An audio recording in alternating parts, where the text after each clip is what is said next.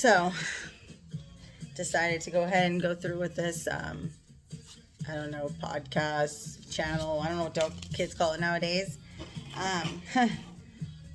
Where to begin, right? Backstory to Jazzy. I am from South Texas, and I didn't grow up in a broken home, but my father passed away when I was younger. You know, just like every family, we have problems, just like everybody else. You know, some a little more extreme than others. You know, it's just how we handle it is what actually makes us who we are. The way I am today is all because of the way I was treated as a kid. It wasn't all bad. It was just some extreme tough love. A lot of hatred, a lot of regretting, and a lot of whys. You know, I was a kid. I don't know what the hell's going on. But you know, you can sense it. So I've always known that I was not really meant to be in this family. And you know, I know my brothers are probably going to be listening to this later on, and I'm sorry, but that's how I feel, because that's how they made me feel. Just like every freaking family, yeah. Said whatever they said, picked on each other, you know, typical stuff, you know. Again, some families were a little more extreme than others, but it's how you perceive it in the end and how it made you feel. And that's what makes it bad for you. I have the hugest heart, so I thought. I am very codependent because I didn't feel like I had that love from the family. So I've always longed and yearned for a family to call my own. A home to go to that I wouldn't have to worry about if I was going to get ridiculed or mistreated or talked down to or made fun of. And yeah, you know, typical stuff, you know, I mean, I might be overreacting and I might not be. It's how I perceived it as that, being that young, dealing with it, okay? And I know a lot of people have gone through way worse than I have, which is another reason why I always keep that smile on my face. I put that mask on every day when I wake up. I say, nope, doesn't matter what you're going through. You're gonna make someone smile today. If I can get one person to genuinely smile, to have that one moment of happiness, that's all that I actually ever wanted. And yes, sometimes I go a little too extreme, and I push. I'm very pushy when it comes down to it, because I know what I see inside people, and it's stuff that I wish I can see inside me that other people see in me. So again, it's just about me trying to figure out who the hell I am. I've always been very strong-willed, very outgoing, very confident. Not cocky. Difference between cocky and confident, honey, and I'm confident. And yes, I'm a Leo. I don't like drama as much as everybody thinks I do. I hate drama. Drama just happens to always be around me. That's what happens when your light shines so bright. But then again, that's also a mask. Because in reality, the light blinds me. I don't like the light. I can't see in the light. I know it sounds weird, and it probably might sound a little like psychotic or whatever, but I'm just like the night blooming jasmines. I thrive in the dark. Because that's when you're most at peace. And yes, it's also when you're most at your worst as well, because you overthink every situation you've gone through. But again, it's how you get up the next morning and deal with what you were thinking about the night before and did the night before, and how you're going to make the next day better. Just like a typical, I'm not going to say, but a typical Catholic, go repent my sins and start again the next day. Fuck up again, do it again the following weekend. We're human. That's what we do. That's the point of having free will.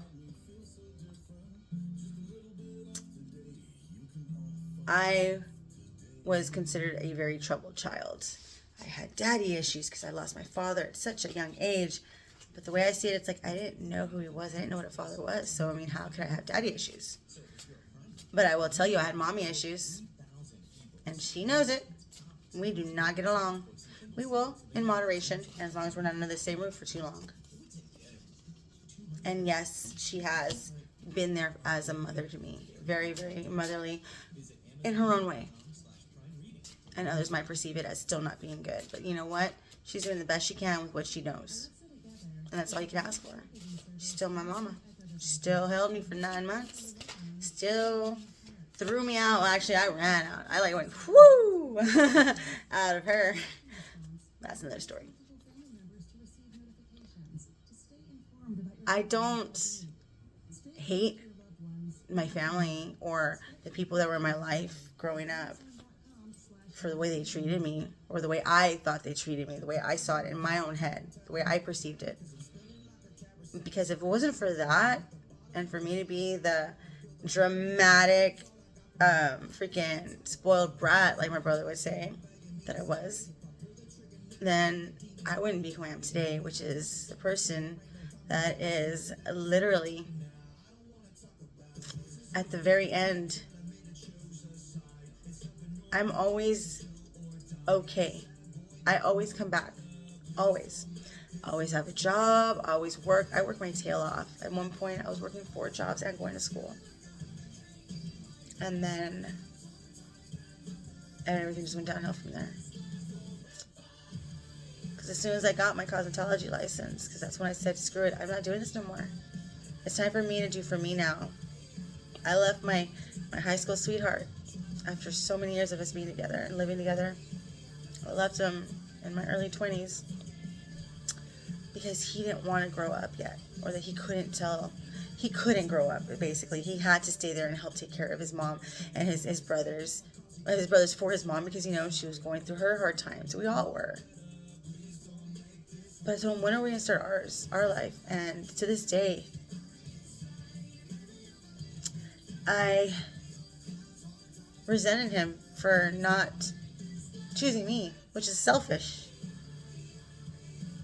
He chose to stay with his family. And then when I think about it now, how am I going to be upset with him for doing something that I do my entire life? And then now that he's no longer with us, it takes a toll on me. He's an amazing person. But just like everybody else, he had demons also. We all did.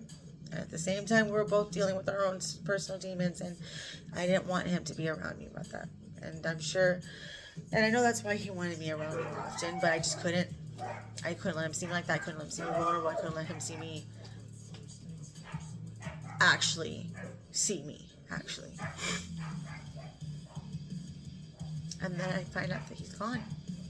So I missed my last chance to at least make things right, because we were great friends after that. We stayed in touch. Nothing ever more, but we're amazing friends still. And I do have love for him, but I would just, his puppy love.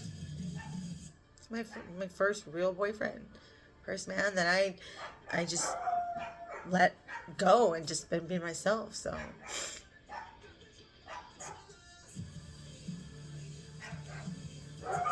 keep thinking about everything that I've gone through over the years, and you know what? I've gone through some shit, but I always come back up, and I'm always okay. Because regardless of what people think, I actually do good with saving money. I had a really good retirement, a really good everything, and it's all gone now. And I worked my tail off to get what I have right now, which is not much, but I always said I was going to live in the lakes, and I'm going to have me my big old house, and I'm going to be my own boss. And I'm doing it right now, but I'm also losing at the same time, because I couldn't just stop and listen to somebody for once. And it's costing me my dream, my home, and possibly my family, which are my animals, and they're my family, because I can't have children. They are my children. It's costing me all that, because I don't have nothing to fall back on. Because I wanted to push someone who I cared so much about. My one true person I fell head over heels for at first sight. because I knew he could do so much better and be so much better, but I pushed him too far. And I know it can be a pain in the ass. So I stopped. I just stopped trying everything. And then everything just started going downhill even more, so.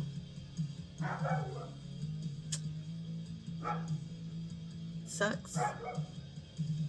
Knowing that you had your chance at two great loves and you screwed them both up.